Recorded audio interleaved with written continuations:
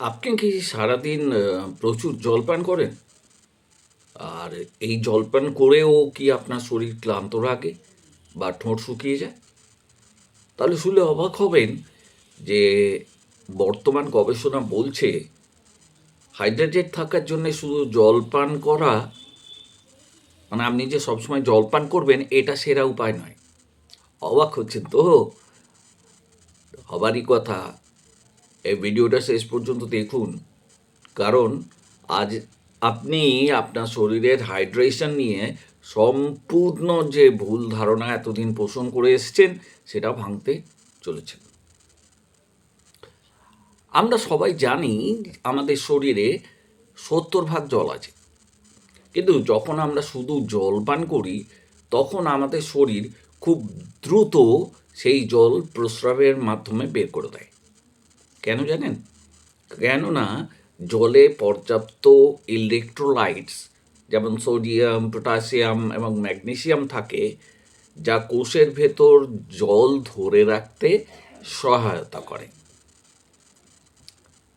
আসল সমাধান তাহলে কি? লন্ডনের একটি গবেষণায় দেখা গেছে যে সাধারণ জলের থেকে দুধ বা ওরাল রিহাইড্রেশন সলিউশনস শরীরকে বেশি সময় হাইড্রেটেড রাখে। দুধ কেন? কারণ এতে প্রোটিন আছে, ফ্যাট আছে, সামান্য চিনি আছে, যা পাকস্থলী থেকে জল শোষণ করার গতি কমিয়ে দেয়। ফলে জল শরীরে বেশিক্ষণ থাকে। ফলের রস বা ডাবের জল, এগুলিতে থাকা প্রাকৃতিক মিনারেলস আপনার শরীরের ইলেকট্রোলাইট ব্যালেন্স ঠিক রাখে। আপনার করণীয় কি? তাহলে জল খাওয়া কি ছেড়ে দেবেন? একদমই না। তাহলে যেটা করবেন সেটা সারাদিন শুধু ঢকঢক করে জল না খেয়ে সাথে ফল খান, যেমন তরমুজ খান, শশা খান ইত্যাদি।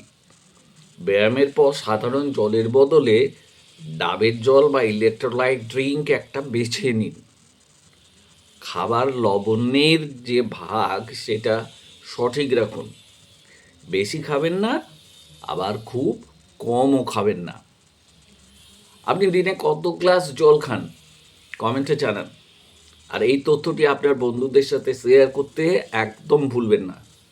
সুস্থ থাকতে আমাদের চ্যানেল ন্যাচারাল হোমিওপ্যাথিক সলিউশনস এখনই সাবস্ক্রাইব করুন। দেখা হচ্ছে পরের ভিডিওতে। ভালো থাকবেন, সুস্থ থাকবেন।